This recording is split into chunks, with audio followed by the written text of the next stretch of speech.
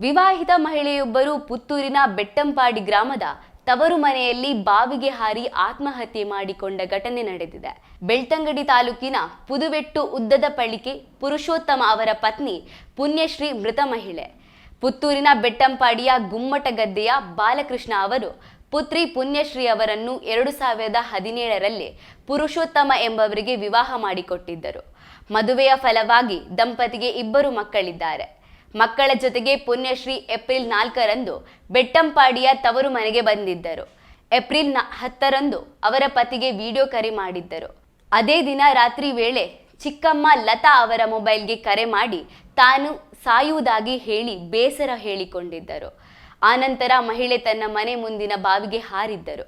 ಬಳಿಕ ಆಕೆಯನ್ನು ಬಾವಿಯಿಂದ ಮೇಲಕ್ಕೆತ್ತಿ ಪುತ್ತೂರು ಸರಕಾರಿ ಆಸ್ಪತ್ರೆಗೆ ಕರೆದೊಯ್ದಿದ್ದು ಅಷ್ಟರಲ್ಲಿ ಮೃತಪಟ್ಟಿದ್ದರು. ಪುತ್ತೂರು ನಗರ ಠಾಣೆಯಲ್ಲಿ ಈ ಬಗ್ಗೆ ಪ್ರಕರಣ ದಾಖಲಾಗಿದೆ.